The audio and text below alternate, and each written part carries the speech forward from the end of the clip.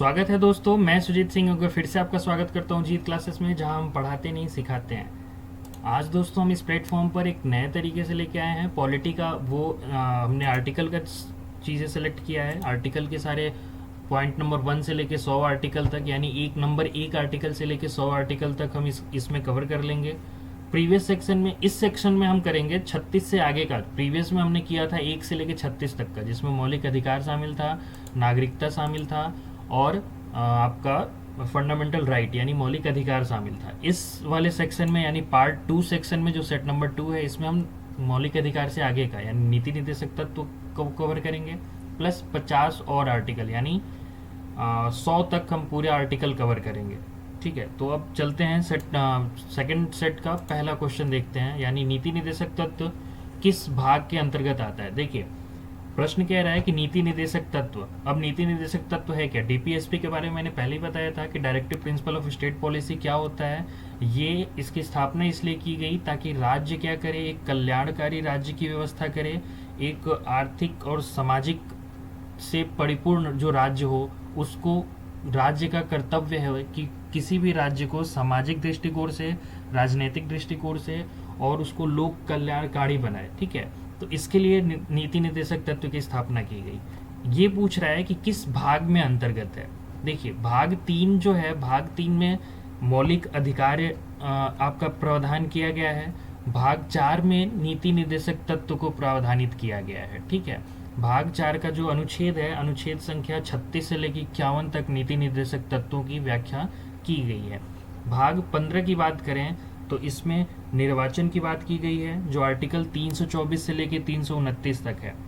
भाग 20 की बात करें तो भाग 20 में आपका संविधान संशोधन भाग है। ठीक है, ये आर्टिकल 368 से जिससे संविधान संशोधित की जाती है उसमें उसमें एम्बेडेड है। ठीक है, तो ये हो गया भाग 3 आपका फंडामेंटल राइट। याद रखिएगा कितने भाग हैं, तो आज हमारे संविधान में कुल 22 भाग हैं, 400 से ज़्यादा अनुच्छेद हैं और अनुसूचियाँ 12 हैं। ठीक है, याद रखिएगा 400 से ज़्यादा अनुच्छेद, 12 अनुसूचियाँ और भाग 22। ठीक है, भाग 20 में संविधान संशोधन, भाग 15 में निर्वाचन, भाग 4 में नीति निर्देशक तत्व और भाग 3 में फंडामेंटल राइट यानी मौलिक अधिकार शामिल है। भाग 4 क में मौलिक कर्तव्य शामिल है।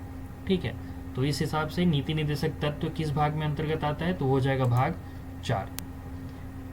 आगे की तरफ बढ़ें तो नीति निर्देशक सिद्धांतों को संविधान की आत्मा किसने कहा है। अब देखिए बहुत अच्छा क्वेश्चन है। संविधान की आत्मा हम अभी तक आर्टिकल 32 प्रस्तावना ये जानते आते हैं, बहुत कॉमन हो जाता है, लेकिन नीति निर्देशक सिद्धांत को संविधान की आत्मा किसने कहा, ये थोड़ा टिपिकल हो जाता है। ध्यान रखिएगा कि ठाकुर दास भार्गव जी जो थे, उन्होंने प्रियम्बल यानी प्रस्तावना को संविधान की आत्मा बताया था। ठीक है, BR अम्बेडकर साहब ने आर्टिकल 32 को, जो हमारा फंडामेंटल राइट का संरक्षण करता है, उसको इन्होंने संविधान की आत्मा बताया था। गैंडविल ऑस्टिन साहब ने नीति निर्देशक सिद्धांतों को संविधान की आत्मा बताया था। यानी ये ऑप्शन आपका करेक्ट हो जाएगा कि नीति निर्देशक सिद्धांतों को संविधान की आत्मा किसने कहा, तो गैंडविल ऑस्टिन साहब ने। ठीक है, KM मुंशी, इनके बारे में मैंने बता चुका। इन्होंने ये बताया था कि इन्होंने प्रियम्बल को यानी प्रस्तावना को आपका राजनीतिक जन्म पत्री या जन्म कुंडली कहा था। ठीक है, अक्सर पूछा जाता है कि राजनीतिक जन्म कुंडली प्रस्तावना को किसने कहा, तो वो हो जाएगा आपका उत्तर KM मुंशी। फिलहाल नीति निर्देशक सिद्धांतों को संविधान की आत्मा ये गैंडविल ऑस्टिन साहब ने कहा था। आगे की तरफ बढ़ें तो किस अनुच्छेद के तहत नीति निर्देशक तत्व न्यायालय में प्रवर्तनीय नहीं है, यानी वो इन्फोर्सेबल नहीं है, नॉट इन्फोर्सेबल इन कोर्ट। ठीक है, किसी भी तरीके से कोई भी कोर्ट इन्फोर्स नहीं कर सकता किसी भी स्टेट को कि वो DPSP यानी नीति निर्देशक तत्व को वो लागू करे। ये सिर्फ और सिर्फ राज्य के ऊपर निर्भर करता है। ठीक है, चलिए तो अनुच्छेद एक एक करके हम बात करें तो अनुच्छेद 32 क्या कहते हैं, ये तो मैंने बता ही दिया कि 32 आपका सुप्रीम कोर्ट इससे रिट जारी करता है और हमारे जो फंडामेंटल राइट है उसको संरक्षण प्रदान करता है। ठीक है, यानी मौलिक जो अधिकार है उसको संरक्षण प्रदान करता है।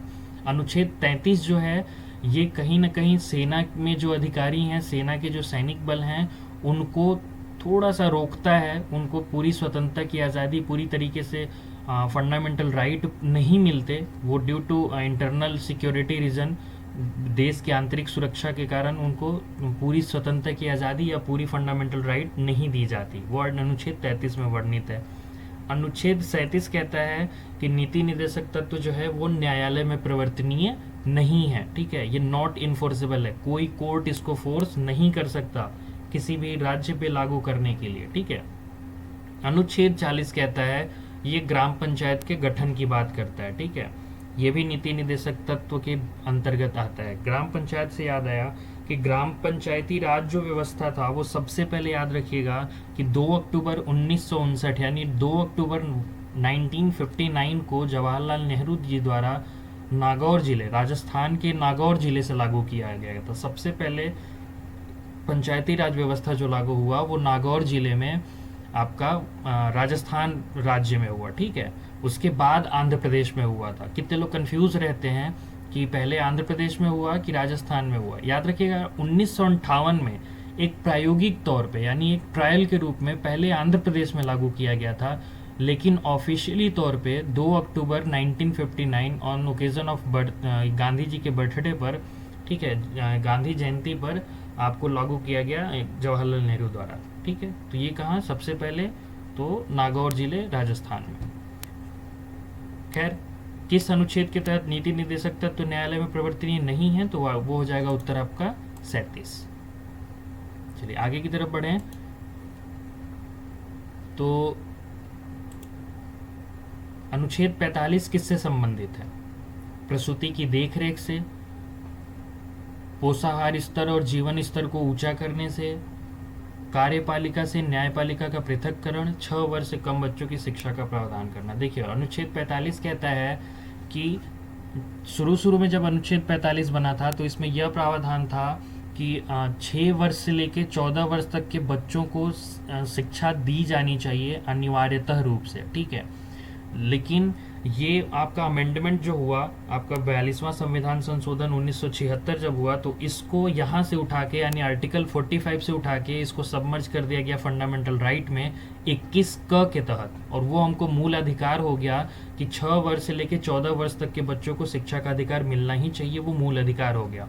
फिर यहाँ पे ब्लैंक को भरने के लिए क्या किया गया कि यहाँ पे किया गया 0 से लेकर 6 वर्ष तक के बच्चों को शिक्षा का प्रावधान तथा देखरेख ये राज्य का कर्तव्य बनता है, ठीक है। ये राज्य अपना दायित्व संभालेगी इन लोगों के बच्चों को शिक्षा और जीवन स्तर को सुधारने में, ठीक है। तो ये आपका आर्टिकल अनुच्छेद 45 6 वर्ष से कम बच्चों की शिक्षा का प्रावधान करता है, ठीक है। तो इसका ऑप्शन हो जाएगा आपका डी, 6 वर्ष से कम बच्चों की शिक्षा का प्रावधान अनुच्छेद 45 में, याद रखिएगा, बहुत इंपॉर्टेंट है। और आगे की अगर बात करें तो प्रसूति की देखरेख ये आर्टिकल 42 में है।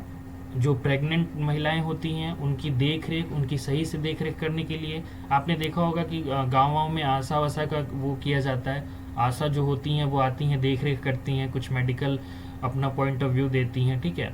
पोषाहार स्तर और जीवन स्तर को ऊंचा करने के लिए ये आर्टिकल 47 कहता है अनुच्छेद 47 राज्य के नीति निर्देशक तत्वों में कि राज्य पोषाहार स्तर को और जीवन स्तर को ऊंचा करना उनका दायित्व है, उनकी जिम्मेदारी है, ठीक है।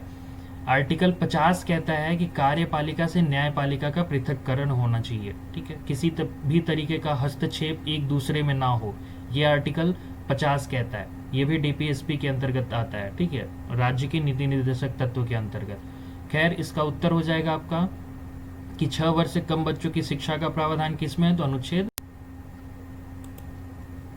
चलिए अगले क्वेश्चन की तरफ बढ़े। तो क्वेश्चन नंबर 20 कह रहा है कि मूल कर्तव्य किस अनुच्छेद से संबंधित है। देखिए मूल कर्तव्य लिया कहाँ से गया है, मैंने प्रैक्टिस सेशन में बता दे रखा है आपको कि मूल कर्तव्य जो है यानी फंडामेंटल ड्यूटीज जो है ये रसिया से लिया गया है, ठीक है, जबकि फंडामेंटल राइट जो है वो यूएसए से लिया गया है। कंफ्यूज बिल्कुल मत होना है, ठीक है, नहीं होना है आप लोगों को। मूल कर्तव्य रसिया से, फंडामेंटल ड्यूटीज रसिया से, और मूल अधिकार जो है वो यूएसए से। अनुच्छेद 50 की बात करें तो क्या कहता है, अभी मैंने बताया कार्यपालिका और न्यायपालिका का पृथक्करण होना चाहिए, ठीक है, किसी भी तरीके का हस्तक्षेप एक दूसरे में वो ना करें, ठीक, राज्य का ये कर्तव्य बनता है। 51 कहता है कि आपकी अंतर्राष्ट्रीय शांति की जिम्मेदारी होनी चाहिए, ठीक है, अंतर्राष्ट्रीय शांति की देख रेख तथा उनके जो भी आपका अंतर्राष्ट्रीय सीमाओं पर जो शांति होनी चाहिए, संधि से हो, बातचीत से हो, वो ये अनुच्छेद 51 के तहत होता है। 51 क, याद रखिएगा, मूल कर्तव्य जो है ये 42वां संविधान संशोधन 1976 के साथ ये लाया गया स्वर्ण सिंह समिति के अनुरोध पर, याद रखिएगा, सिफारिश पर। बहुत पूछा जाता है कि किसके सिफारिश पर मूल कर्तव्यों को जोड़ा गया था, तो स्वर्ण सिंह समिति के सिफारिश पर मूल कर्तव्यों को जोड़ा गया था, ठीक है। किस में जोड़ा गया, तो 51 क में जोड़ा गया है, ठीक है। ये कब जोड़ा गया, तो 42वां संशोधन 1976 के बाद इसको जोड़ा गया है। जब मूल रूप से इसको जोड़ा गया था तो इसमें सिर्फ 10 मूल कर्तव्य थे, ठीक है, लेकिन याद रखिएगा कि जो लास्ट वाला यानी 11, अभी कुल टोटल 11 मूल कर्तव्य हैं।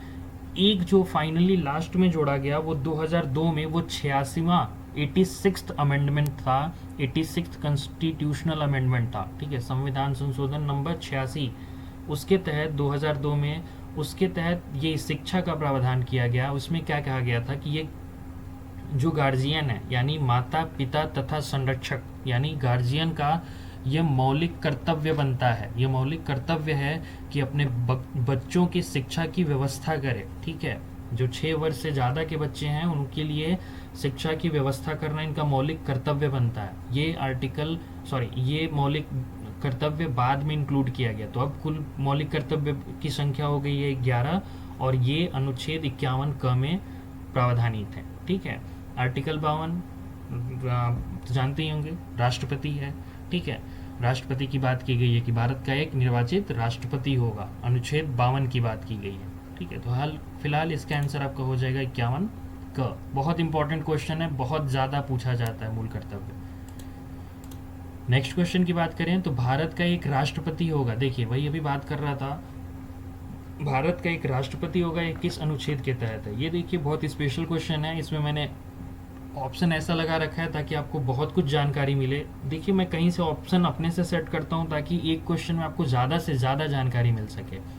इसमें जो ऑप्शन है आपका वो बहुत बेहतरीन ऑप्शन है, एक साथ याद कराएगा कि किस किस पदों पर किस अनुच्छेद के द्वारा कौन बैठा होता है, ठीक है। देखिए आर्टिकल 52 जो है वो कहता है कि देश का एक राष्ट्रपति होगा, ठीक है, निर्वाचित राष्ट्रपति होगा। निर्वाचित राष्ट्रपति कहने का मतलब है कि हमारा देश क्या है, एक गणतंत्र हो जाएगा, क्योंकि राष्ट्रपति सर्वोपरि होता है हमारा।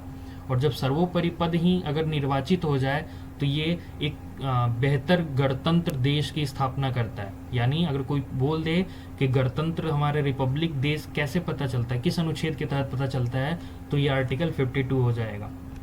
भारत का एक राष्ट्रपति होगा। आर्टिकल 63 कहता है यानी अनुच्छेद 63 कहता है कि भारत का एक उपराष्ट्रपति होगा, ठीक है। 52 एक ट्रिक है याद करने का कि 52 में 11 जोड़िए 63 और 63 में 11 जोड़िए 74 और 11 है तो एक एक को जोड़ दीजिए तो 76, यानी 100 के अंतर्गत ये 4 ऐसे पोस्ट इंपॉर्टेंट पोस्ट हैं जो हैं। कौन कौन से? 52 इज़ फॉर प्रेसिडेंट यानी 52 जो है वो राष्ट्रपति के लिए, 63 जो है वो उपराष्ट्रपति के लिए, 74 जो है ये संसद के सदस्यों के लिए है, ठीक है। 74 जो है आप माफ़ करिएगा संसद के इसमें क्या है 74 में आर्टिकल में क्या कह रहा है कि 74 आर्टिकल में कहता है कि राष्ट्रपति की सलाह के लिए, सलाह एवं सहायता के लिए एक मंत्री परिषद की गठन होगा, ठीक है। देखिए राष्ट्रपति हो गया आर्टिकल 52 में, 63 में उपराष्ट्रपति हो गया, 74 में प्रधानमंत्री का कोई जिक्र नहीं है, पूरे अनुच्छेद में प्रधानमंत्री शब्द की कोई जिक्र नहीं है, ठीक है। लेकिन 74 ये कहता है कि आपका राष्ट्रपति को सलाह देने के लिए एक मंत्री परिषद होगा और उस मंत्री परिषद का जो मुखिया होगा वही प्रधानमंत्री होता है, ठीक है, आप जानते हैं। तो आर्टिकल 74 बस इतना कहता है कि राष्ट्रपति की सहायता एवं सलाह के लिए एक मंत्री परिषद का गठन होगा, ठीक है। आर्टिकल 76 किसके लिए है? तो ये है आपका महान्यायवादी के लिए, भारत का एक महान्यायवादी होता है उसके लिए, ठीक है। भारत का महान्यायवादी मतलब आपका अटॉर्नी जनरल ऑफ इंडिया, ये आर्टिकल 76 के तहत हो जाता है। तो 52 हो गया, 63 हो गया, 74 और 76 ये स्पेशल आपका अनुच्छेद हो गया किसके लिए? पदों के लिए, 100 के नीचे वालों का। 52 में राष्ट्रपति, 63 में उपराष्ट्रपति, 74 में आपका प्रधानमंत्री, मंत्री परिषद का मुखिया, 76 में आपका हो जाएगा महान्यायवादी। ठीक है, इसमें 11 जोड़िए, 63 में 11 जोड़िए 74, और 74 में एक एक 11 ना जोड़ के एक एक को जोड़ दीजिए तो 76, ये याद रखिएगा। ठीक है, नेक्स्ट, तो इसका आंसर हो जाएगा राष्ट्रपति, आर्टिकल 52 के तहत। अब आगे की बात करें, राष्ट्रपति पर महाभियोग की प्रक्रिया किस किस अनुच्छेद के तहत होती है। देखिए, राष्ट्रपति पर जो महाभियोग की प्रक्रिया लगती है, महाभियोग का जो टर्म है वो स्पेशल फॉर राष्ट्रपति है। ठीक है, और ये जो आर्टिकल दिया गया है, आर्टिकल 60 जो है ये आपका शपथ के लिए होता है, राष्ट्रपति के शपथ के लिए। ध्यान रखिएगा, छोटे छोटे एग्जाम एसएससी में जैसे पूछा जाता है कि राष्ट्रपति को शपथ कौन दिलाता है, तो उल्टा बच्चे कभी उपराष्ट्रपति मारते, कभी प्रधानमंत्री मारते, ऐसा कुछ नहीं होता। राष्ट्रपति का जो शपथ होता है वो सीजेआई दिलाता है, यानी चीफ जस्टिस ऑफ इंडिया दिलाता है। ठीक है, जो मुख्य क्या कहते हैं जस्टिस होता है आपका, जस्टिस ऑफ इंडिया होता है, चीफ जस्टिस ऑफ इंडिया, वो दिलाता है। 60, ठीक है, आर्टिकल 60 के तहत, यानी राष्ट्रपति के शपथ की बात अनुच्छेद 60 में की गई है। जब शपथ ले लेगा तब तो महाभियोग चलेगा भैया। तो अनुच्छेद 61 पे महाभियोग की प्रक्रिया है। ठीक है, महाभियोग की प्रक्रिया क्या होती है मैं भी समझाता हूँ। फिलहाल 69 और 70 अगर देखें तो 69 में शपथ लेने की बात की गई है उपराष्ट्रपति की, और 70 में बात की गई है उनके राष्ट्रपति के ना रहने पर जो उपराष्ट्रपति का जो जिम्मेदारी होती है उसकी बात की गई है। फिर से एक बार देखें तो अनुच्छेद 60 कहता है राष्ट्रपति का शपथ सीजेआई दिलाएगा, 61 कहता है राष्ट्रपति पर महाभियोग की प्रक्रिया होगी, 69 कहता है कि उपराष्ट्रपति का शपथ होगा, और 70 कहता है आपका कि अगर राष्ट्रपति एब्सेंट हो किसी कारणवश तो उसकी जो उसका दायित्व है, उसकी दायित्व की जिम्मेदारी, ठीक है, उसका जो दायित्व है वो कैसे निर्वहन करेगा उपराष्ट्रपति। ठीक है, याद रखिएगा, कभी भी अगर देश में राष्ट्रपति मौजूद नहीं होता तो उनके कर्तव्यों का निर्वहन या दायित्व किसके ऊपर होता है, उपराष्ट्रपति के ऊपर। इन केस अगर राष्ट्रपति भी ना रहे, उपराष्ट्रपति भी ना रहे, तो उनके कर्तव्यों का निर्वहन कौन करेगा, चीफ जस्टिस ऑफ इंडिया करेगा। ठीक है, चीफ जस्टिस ऑफ इंडिया। ठीक है, इन तीनों में यही प्रोसीजर होता है, पहले राष्ट्रपति, और राष्ट्रपति के ना रहने पे उपराष्ट्रपति, उपराष्ट्रपति के भी ना रहने पे चीफ जस्टिस ऑफ इंडिया करता है। आगे देखिए, तो ये राष्ट्रपति और महाभियोग की प्रक्रिया हो गया अनुच्छेद 61। अब इसकी बात करें महाभियोग की प्रक्रिया होती क्या है, तो देखिए महाभियोग की प्रक्रिया एक प्रोसीजर होता है जिसके तहत राष्ट्रपति को हटाया जाता है। ऐसे नहीं हटा दिया जाएगा भैया आपका काम खत्म, आप अच्छे नहीं हो, आप हट जाओ, ऐसे नहीं होता। राष्ट्रपति पर प्रक्रिया लगती है। वो प्रक्रिया कैसी है कि 14 दिन पहले राष्ट्रपति के पास लिखित खत जाएगा, जो भी आप कह सकते हो। उसमें क्या होता है कि आपका महाभियोग की प्रक्रिया में इसको इम्पीचमेंट भी कहा जाता है, याद रखिएगा, इंग्लिश में इसको इम्पीचमेंट कहा जाता है। तो इसमें 14 दिन पहले लिखित सूचना जाती है राष्ट्रपति के पास कि आप पर महाभियोग की प्रक्रिया लगने वाली है साहब। ठीक है, आप ठीक से आप अपने कार्यों का निर्वहन नहीं कर रहे हैं, इसलिए आपसे लोग खुश नहीं हैं, तो आप पर महाभियोग की प्रक्रिया लगाकर आपको हटाए जाने का प्रावधान किया जा रहा है। तो इसके लिए क्या किया जाता है, याद रखिएगा कि 14 दिन पहले लिखित सूचना जाती है। इसमें क्या होता है, इस लिखित सूचना पे जिस संसद में, आप किसी भी संसद से इसको स्टार्ट कर सकते हो, जरूरी नहीं कि लोकसभा राज्यसभा, आप किसी भी संसद से राष्ट्रपति पर महाभियोग की प्रक्रिया स्टार्ट की जा सकती है। तो जिस संसद से स्टार्ट की जाती है वहाँ के 1/4 सांसदों का सिग्नेचर होना चाहिए उस सूचना पर जो 14 दिन पहले भेजी जाती है। उस सूचना के बाद जब बिल आपका आ जाता है संसद में, तो उस संसद से पास होने के लिए उसको 2/3 बहुमत की आवश्यकता होती है, 2/3 बहुमत की आवश्यकता होती है। फिर जब नेक्स्ट सदन में जाएगा तो उसमें भी 2/3 बहुमत के साथ उसमें भी पास होना अनिवार्य होता है। अगर उसमें पास हो गया तब राष्ट्रपति को अपना पद छोड़ना पड़ता है। ठीक है, ये होता है महाभियोग की प्रक्रिया। ठीक, तो इसका ऑप्शन हो जाएगा आपका 61। आगे की तरफ बढ़े तो राज्यसभा की संरचना किस अनुच्छेद के तहत होता है। देखिए, राज्यसभा, ये संसद विशेष आर्टिकल मैंने ले रखा है। ठीक है, संसद विशेष आर्टिकल है, इसमें अनुच्छेद 79 कहता है कि भारत में एक संसद होगा। संसद किससे बनता है, parliament is made up of Lok Sabha, Rajya Sabha and president. ठीक है, याद रखिएगा, इन तीनों से मिलकर ही संसद मानी जाती है, अदरवाइज नहीं मानी जाती। सिर्फ लोकसभा और राज्यसभा नहीं होता संसद। ठीक है, तो 79 आर्टिकल कहता है कि एक संसद है, लोकसभा, राज्यसभा और राष्ट्रपति से मिलाकर।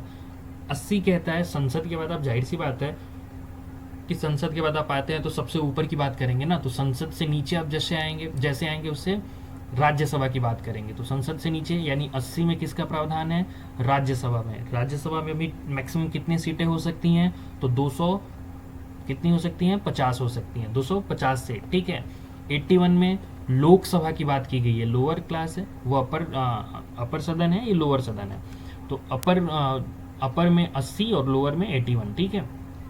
पहले संसद 79 पे, फिर उसके बाद राज्यसभा की बात है, फिर लोकसभा की बात है 81 में। इसमें मैक्सिमम सीट हो सकती है आपका 552, ठीक है, जिसमें 530 सीट आपके राज्य से, 20 सीट आपके यूनियन टेरिटरी से और 2 सीट एंग्लो इंडियन का होता है। क्लियर, 81 हो गया। 84 आपका है, ये संसद की सदस्यता ग्रहण करने के लिए जो एलिजिबिलिटी होती है, ठीक है। आपको अगर संसद की सदस्यता ग्रहण करनी है तो क्या आप में एलिजिबिलिटी है, ठीक है, वो आपको अनुच्छेद 84 बताता है, ठीक है। यानी आपका हो गया 79 संसद, 80 राज्यसभा, 81 लोकसभा और 84 जो संसद की सदस्यता के लिए अर्हता जो होता है यानी एलिजिबिलिटी जो होती है वो 84 है। यानी इसका ऑप्शन हो जाएगा आपका राज्यसभा की संरचना अनुच्छेद 80 में की गई है। चलिए प्रश्न नंबर 24 की तरफ बढ़े, तो इसमें कह रहा है कि राष्ट्रीय महत्व के स्मारक स्थानों और वस्तुओं का संरक्षण किस अनुच्छेद के तहत होता है। ये देखिए ऑप्शन बहुत अच्छा है, इसका ऑप्शन मैंने इतने अच्छे से सेट किया, ध्यान रखिएगा। 47 आपका पोषाहार से था कि राज्य क्या करेगी, 47 नंबर कह रहा हूँ कि राज्य ऐसा पोषाहार करेगी, मतलब उस पोषाहार उच्च करने के लिए या फिर जीवन स्तर उच्च करने के लिए व्यवस्था करेगी। उसके बाद मान लीजिए आपका जीवन उच्च हो गया। पहले की बात करें तो एक कहानी आपको ऐसी याद रखिए कि मान लीजिए आर्टिकल 48 को याद रखना है तो सबसे पहले कहानी याद रखिए कि सबसे पहले हम कृषि करते थे, पशुपालन करते थे। उसके बाद आर्टिकल 48 जब कृषि पशुपालन करेंगे उसके बाद थोड़ी सी बुद्धि हुई तो हम क्या करने लगे, हम वनों और वन्य जीव की रक्षा करने लगे, ठीक है। तो ये आपका 48 क में आ जाएगा। उसके बाद थोड़ी सी और हमारी बुद्धि जब खुली तो हम क्या करने लगे कि हमने किया कि स्मारकों, स्थानों और वस्तुओं का संरक्षण करने लगे। जो राष्ट्रीय स्मारक हैं जैसे ताजमहल हो गया, रेड फोर्ट हो गया, तो ये जो राष्ट्रीय स्मारक है हमने उसका संरक्षण करना शुरू कर दिया, ठीक है। तो ये हमने कहा कि ये स्पेशल है आपका, बस इसी कहानी से याद रखिएगा कि आर्टिकल 48 जो है, हम शुरू में थे तो कृषि और पशुपालन के लिए, यानी कृषि और पशुपालन के लिए अनुच्छेद 48, ठीक है।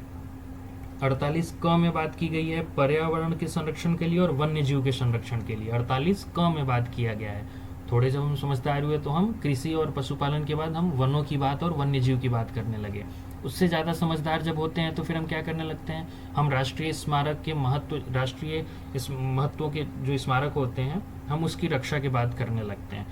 और फिर 50 में आपको पता ही, अभी मैंने बता दिया इसी सेक्शन में कि कार्यपालिका और न्यायपालिका का किसी भी तरीके का हस्तक्षेप नहीं होना चाहिए, ठीक है। यानी कार्यपालिका और न्यायपालिका का पृथक्करण की बात आर्टिकल 50 में की गई थी। तो इसका आंसर हो जाएगा आपका कि राष्ट्रीय महत्व के स्मारक और स्थानों और वस्तुओं का संरक्षण अनुच्छेद 49 में किया गया है, ठीक है। बहुत इंपॉर्टेंट क्वेश्चन है, पूछा जा चुका है, ठीक है, याद रखिएगा इसको। 25वां क्वेश्चन कह रहा है कि नागरिकों के लिए एक समान सिविल संहिता यानी यूनिफॉर्म सिविल कोड किस अनुच्छेद के तहत लागू होता है। देखिए ये भी डीपीएसपी के अंतर्गत ये क्वेश्चन है कि यूनिफॉर्म सिविल कोड किस अनुच्छेद के तहत लागू होता है, तो ये अनुच्छेद 44 के अंतर्गत लागू होता है। आर्टिकल 44 कहता है कि आप भारत के हर नागरिक के लिए, चाहे वह किसी भी धर्म का हो, किसी भी जाति का हो, किसी भी मजहब का हो, ठीक है, भारत के हर नागरिक के लिए, चाहे वो किसी भी धर्म, किसी भी जाति या किसी भी मजहब का हो, उसके लिए समान कानून होगा, ठीक है। ऐसा भारत में डीपीएसपी में लिखा हुआ है, लेकिन मैंने पहले ही कहा ये मैंडेटरी नहीं है कि सारे राज्य इसको फॉलो करें और ना करें। इसलिए आर्टिकल जो 44 है यूनिफॉर्म सिविल कोड आज सिर्फ और सिर्फ गोवा राज्य में लागू है। क्यों?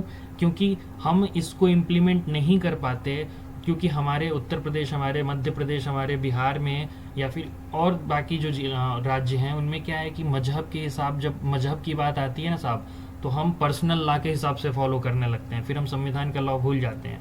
जैसे हमारे अगर इसकी बात करें तो समान सिविल संहिता की बात करने का मतलब हर आदमी के लिए एक ही होगा, एक ही कानून होगा।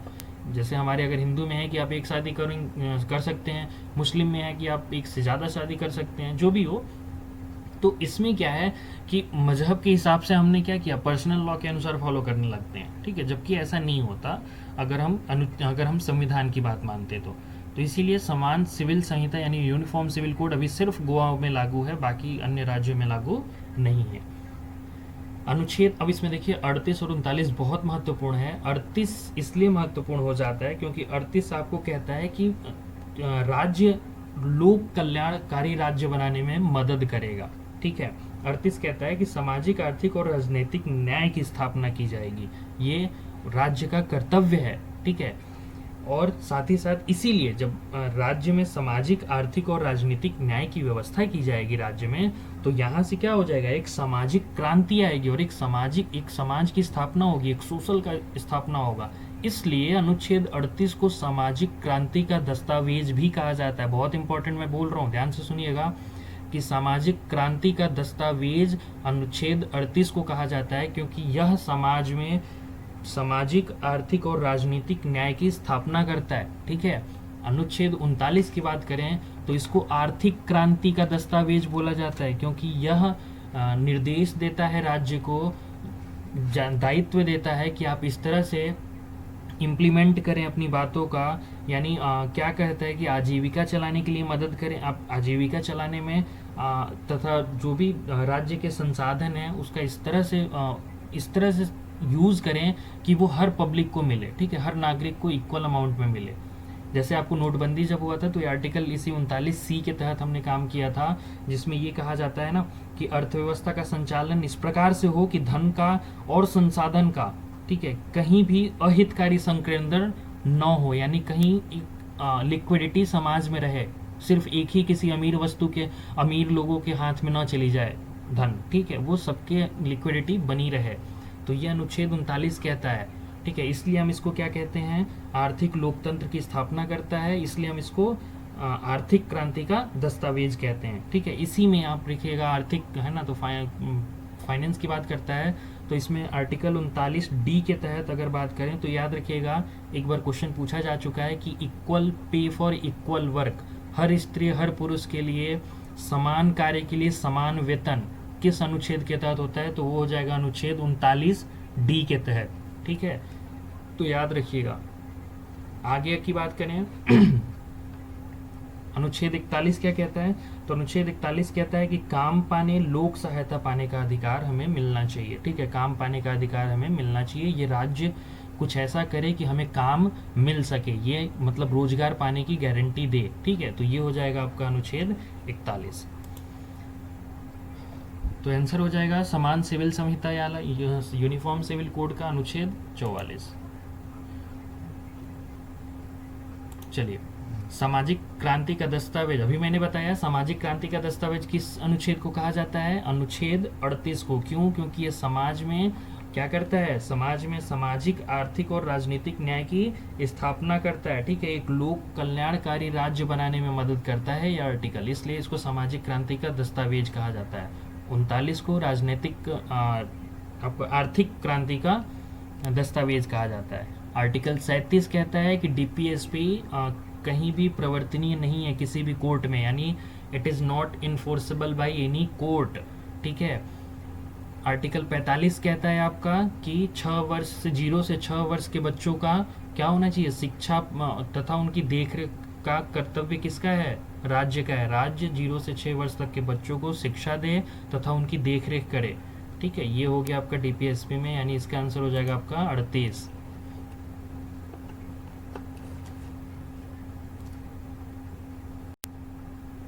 चलिए आगे की तरफ बढ़ें। तो क्वेश्चन नंबर 27 है कि कुछ मामलों में राष्ट्रपति को दंडादेश में के निलंबन, परिहार या लघुकरण करने की शक्ति, ठीक है। यानी ये कह रहा है कि राष्ट्रपति को ये शक्ति है कि वो क्या कर सकता है, वो दंड को कम कर सकता है या क्षमा कर सकता है। वो किस अनुच्छेद के तहत है, तो देखिए ये जो आर्टिकल स्पेशल है, ये शक्ति स्पेशल आर्टिकल मैंने दे रखा है, ठीक है। इसमें क्या है, शक्ति स्पेशल यानी पावर की बात कर रहा है। अनुच्छेद जो 85 है वो कहता है आपका कि संसद को सत्राहूत करने की शक्ति, सत्रावसान करने की शक्ति तथा विघटन करने की शक्ति, यानी लोकसभा को विघटित करने की शक्ति, लोकसभा को सत्रावसान करने, या जब स्टार्ट होता है सत्र आहूत उसको बोलते हैं, और जब सत्र यानी सेशन जब खत्म होता है यानी उसको सत्रावसान कहते हैं। वो कौन करता है? वो राष्ट्रपति करता है। किस आर्टिकल के तहत? तो वो आर्टिकल 85 के तहत करता है, ठीक है। यानी राष्ट्रपति को यह अधिकार है कि वो सत्र के आहूत में, सत्र के वसान में और लोकसभा के विघटन में वो क्या करता है? वो आर्टिकल अनुच्छेद 85 का प्रयोग करता है, ठीक है। अपनी शक्ति का प्रयोग अनुच्छेद 85 के तहत करता है। अनुच्छेद 88 में क्या है कि इसमें याद रखिएगा, 76 आपने पढ़ा ही था महान्यायवादी का, तो उसमें 88 कहता है कि महान्यायवादी जो होता है वो वोट नहीं कर सकता, ठीक है। वो क्या करता है? महान्यायवादी जो यानी अटॉर्नी जनरल ऑफ इंडिया होता है, वो भारत का पहला विधि अधिकारी होता है, मुख्य कानूनी सलाहकार होता है भारत का। आर्टिकल 76 में है, लेकिन आर्टिकल 88 कहता है कि यह दोनों सदनों में बैठने और बोलने का अधिकार तो होता है, लेकिन मतदान नहीं कर सकता, क्योंकि यह सदस्य संसद का नहीं होता, ठीक है। यह संसद का सदस्य नहीं होता, ये आर्टिकल 88 कहता है, इसलिए यह वोट नहीं करता। आर्टिकल 72 किसके बारे में बात करता है? तो यह बात करता है राष्ट्रपति को दंडादेश में निलंबन, परिहार और लघुकरण करने की शक्ति। और 161 जो है वो राज्यपाल दंड को कम कर सकता है। इन दोनों में क्या अंतर है? देखिए 72 जो है, ये 72 जो है ये राष्ट्रपति को शक्ति प्रदान करता है क्षमा करने की, दंड को, और 161 जो है वो किसको मदद करता है? वो मदद करता है राज्यपाल को दंड को कम करने में, ठीक है। अब देखिए दंड कम कैसे होते हैं, कितने प्रकार के दंड माफी होती है, क्या होता है, हम एक एक करके बता देते हैं फटाफट। आर्टिकल 72 के तहत राष्ट्रपति जो होता है वो या तो लघुकरण कर सकता है, ठीक है, या तो परिहार कर सकता है, या तो विराम कर सकता है, या तो प्रविलंबन कर सकता है, या तो क्षमा कर सकता है, ठीक है। ये पांच तरीके का है। इस 5 तरीके में क्या होता है? लघुकरण में क्या होता है कि दंड की प्रकृति जो होती है उसको बदल दी जाती है। जैसे अगर मान लीजिए मृत्यु दंड की सजा हो तो उसको चेंज करके आपको उम्र कैद की सजा दे दी जाए, ठीक है। मतलब प्रकृति स्वरूप बदल दिया जाता है लघुकरण में, ठीक है। परिहार में क्या होता है कि दंड की मात्रा बदल दी जाती है, ये राष्ट्रपति ही सिर्फ कर सकता है, ठीक है। और आपका क्या कहते हैं, गवर्नर कर सकता है, नहीं राज्यपाल कर सकता है। राज्यपाल सिर्फ मृत्यु दंड की सजा को कम नहीं कर सकता, जबकि राष्ट्रपति के पास भी यह शक्ति होता है कि वो मृत्यु दंड की सजा कम कर सकता है, राज्यपाल नहीं कर सकता, ठीक है। तो मैंने बोला कि राष्ट्रपति लघुकरण कर सकता है, लघुकरण मतलब दंड की प्रकृति को कम कर सकता है, चेंज कर सकता है। परिहार में दंड की मात्रा को बदल दिया जाता है, 5 साल की सजा हो तो यह 2 साल की सजा हो जाती है। और विराम में यह प्रकृति और मात्रा दोनों चेंज कर दिया जाता है। जैसे मान लीजिए कोई प्रेग्नेंट लेडी है या फिर क्या कहते हैं कोई बूढ़ा है, तो उसके लिए फिर हम क्या करते हैं, उसको मृत्यु दंड की सज़ा मिली है तो हम उम्र कैद की बदल देते हैं, और प्लस जो 5 साल की सज़ा उसको 4 साल में, या फिर जो भी ऐसा कुछ हम मतलब प्रकृति और मात्रा दोनों चेंज कर दिया जाता है। राष्ट्रपति क्या करता है? प्रविलंबन को यानी मृत्यु दंड को अस्थायी तौर पर रोक सकता है। ये किसके तहत? प्रविलंबन के तहत, ठीक है। प्रविलंबन में या निश्चित काल के लिए मृत्यु दंड को रोका जा सकता है, ठीक है। सॉरी, मृत्यु दंड को अस्थायी तौर पे रोका जा सकता है। अभी मान लीजिए कोई केस ऐसा आ गया जिससे मृत्यु दंड को रोकना पड़ा, तो वो राष्ट्रपति रोक देगा अस्थायी तौर पे। उसके बाद क्षमा जो होता है ये पूरी तरीके से आपको दंड मुक्त कर दिया जाता है। मतलब क्षमा कर देना मतलब आपको लगेगा ही नहीं कि आपने कुछ पाप किया या फिर कुछ भी ऐसा जुर्म किया, आपको यहीं पे रोक दिया जाता है। कुछ भी जहाँ तक आपने सजा काट लिया रोक हो गया, इसके बाद से आप फ्री हो जाते हो, ठीक है। तो इस तरह से राष्ट्रपति क्या करता है, अपने दंडों को, अपने शक्तियों का प्रयोग करके आपके दंड को कम कर सकता है या क्षमा कर सकता है। ये आर्टिकल 72 के तहत है। तो इसका आंसर हो जाएगा आपका अनुच्छेद 72। देखिए, भारत का मुख्य कानूनी सलाहकार किस अनुच्छेद के तहत प्रावधानित है? मुख्य कानूनी सलाहकार होता कौन है? तो भारत का मुख्य कानूनी सलाहकार जो होता है वो होता है भारत का महान्यायवादी यानी अटॉर्नी जनरल ऑफ इंडिया, ठीक है। अब भारत का अटॉर्नी जनरल किसके आर्टिकल? तो आर्टिकल 76 के अंतर्गत इसका प्रावधानित है। आर्टिकल 88 में क्या है? तो आर्टिकल 88 में है आपका इसके वोट ना करने का पावर, ठीक है। यानी ये बैठ तो सकता है संसद के आपके बैठक में, ठीक है, लेकिन ये वोट नहीं कर सकते, ठीक है। ये मंत्रिमंडल का सदस्य नहीं होते हैं, इनकी नियुक्ति कौन करता है? इनकी नियुक्ति राष्ट्रपति ही करता है, ठीक है। महान्यायवादी की नियुक्ति राष्ट्रपति करता है और इनकी एलिजिबिलिटी बिल्कुल chief justice of supreme court के तरीके से होनी चाहिए, ठीक है। तो ये इनकी एलिजिबिलिटी होती है। तो आर्टिकल 76 के तहत इनका ये है। आर्टिकल 88 के तहत ये सदन में बैठ सकते हैं, बोल सकते हैं, लेकिन ये वोट नहीं कर सकते। आर्टिकल 148 कहता है कि भारत का एक कैग होगा, यानी भारत का एक कॉम्प्ट्रोलर ऑफ ऑडिटर जनरल होगा, यानी नियंत्रक एवं महालेखा परीक्षक होगा, ठीक है। ये क्या करता है? ये पूरे लेखों की जांच करता है, पूरे पैसों का जांच करता है, भारत सरकार कितने फंड दिए, कितने किसमें इनका इन्वेस्ट हुआ, परियोजना की लागत कितनी आई, ठीक है। ये अपना रिपोर्ट सिर्फ और सिर्फ राष्ट्रपति को देता है, ठीक है। कैग अपना रिपोर्ट राष्ट्रपति को सौंपता है। ये कैग की नियुक्ति कौन करता है? तो राष्ट्रपति ही करता है, लेकिन राष्ट्रपति इनको हटा नहीं सकता। जबकि महान्यायवादी जो होता है वो प्रेसिडेंट के प्रसाद पर्यंत, यानी प्रेसिडेंट जब तक चाहे तब तक महान्यायवादी रहता है।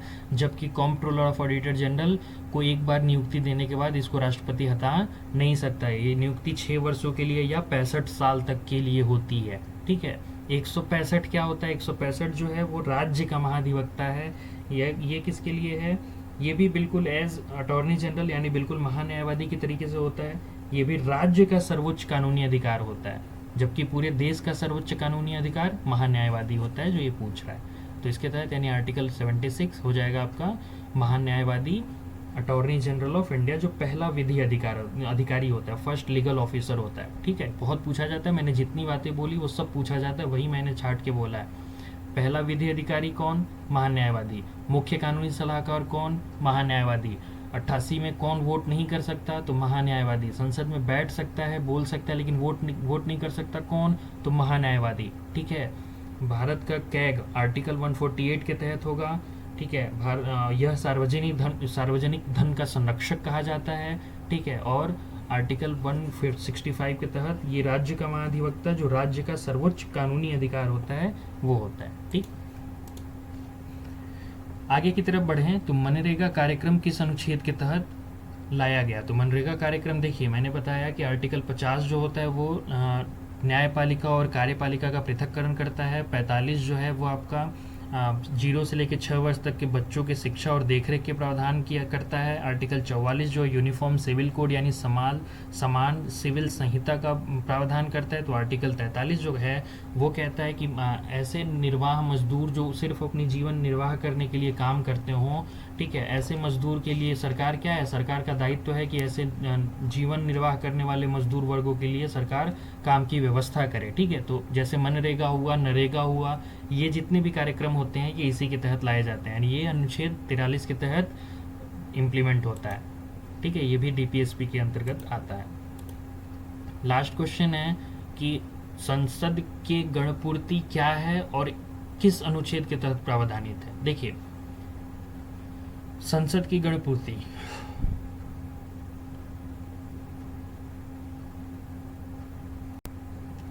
चलिए बढ़ते हैं अपने लास्ट क्वेश्चन की तरफ। तो इसमें कह रहा है कि संसद के गणपूर्ति क्या है और किस अनुच्छेद के तहत प्रावधानित है, ठीक है। ठीक है, संसद की गणपूर्ति मतलब क्या होता है कि कोरम क्या होना चाहिए संसद को चलने के लिए? कोरम कम से कम संसद को वह न्यूनतम संख्या जिसके बाद ही संसद की मीटिंग आरंभ हो, ठीक है। ऐसे में क्या होता है, वो कितनी होनी चाहिए? तो वो होती है संख्या 1/10, ठीक है। टोटल सदस्यों की संख्या का 1/10 अगर वो संख्या मौजूद होती है तो संसद रन करती है, अदरवाइज रन नहीं करती। उसी को गणपूर्ति या कोरम कहा जाता है, ठीक है। तो ये आर्टिकल क्या कहा गया, इसमें आर्टिकल 100 में ये इंक्लूडेड है कि सदनों में जो मतदान होते हैं, सदन में जो संख्या सदस्य एब्सेंट होते हैं, उसके बाद भी संसद क्या सकती है, क्या कार्य कर सकती है, ठीक है। उसका कोरम कितना होना चाहिए, ये जो प्रावधान किया गया है वो अनुच्छेद बिल्कुल 100 में किया गया है, ठीक है। हमारे लास्ट अनुच्छेद 1 से लेकर 100 के बीच में 100वां जो अनुच्छेद है वो गणपूर्ति की बात करता है, नहीं कोरम की बात करता है, ठीक है। अब देखिए ये जो स्पेशल है वो शपथ विशेष है, ठीक है। अनुच्छेद शपथ विशेष, मैंने जैसे बताया अभी पद विशेष बताया था, शक्ति विशेष बताया था, वैसे ये अनुच्छेद जो मैंने लिखा है वो सारे शपथ विशेष हैं। कैसे? आर्टिकल 60 जो कहता है ये राष्ट्रपति के शपथ की बात करता है, ठीक है। आर्टिकल 60, ठीक है। 61 में पहले शपथ लेते हैं, फिर 61 में महाभियोग लगता है। 69 आपका उपराष्ट्रपति का शपथ होता है। 70 में उनके कर्तव्यों का निर्वहन होता है, कब? जब राष्ट्रपति नहीं रहता, ठीक है। आर्टिकल 99 कहता है कि आपके संसद के सदस्यों को जब उनको लाया जाता है तो उनकी शपथ दिलाने का प्रावधान अनुच्छेद 99 में है। मतलब शपथ किसका हो गया, 60 हो गया आपका राष्ट्रपति का, 69 हो गया आपका उपराष्ट्रपति का, और 99 हो गया आपके संसद के सदस्यों की शपथ लेने का। ठीक है, तो ये शपथ विशेष आपका अनुच्छेद 60 राष्ट्रपति, 69 आपका उपराष्ट्रपति, 99 आपका संसद के सदस्यों की जो शपथ होती है, और 100वां जो है ये गणपूर्ति का। तो ये रहा आपका सारा सेशन। आप होप आप 1 से लेकर 100 तक बहुत मज़े से आपने पढ़ा होगा। तो बिल्कुल आप अगर इसको 1-2 बार आप वीडियो को पूरा मेरा पहला पार्ट और सेकंड पार्ट आप देख लेंगे तो आप बिल्कुल निफिक्र हो जाइए, बिल्कुल बेफिक्र हो जाइए कि आपको 1 से लेकर 100 तक तो आपको बिल्कुल याद हो जाएगा। ठीक है, हाँ मेरे ऑप्शन पे ध्यान रखिएगा। मैं हमेशा कह रहा हूँ कि मैंने ऑप्शन अपने से चूज़ करके रखा है ताकि एक ऑप्शन में आपको हर प्रिपेयर करने का मौका मिले।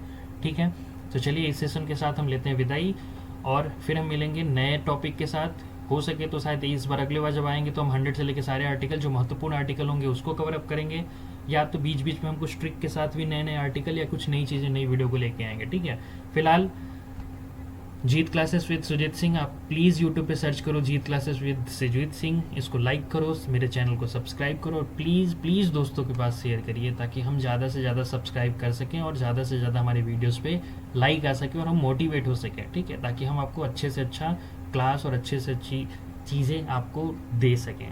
चलिए, thank you so much for watching this, please like and subscribe.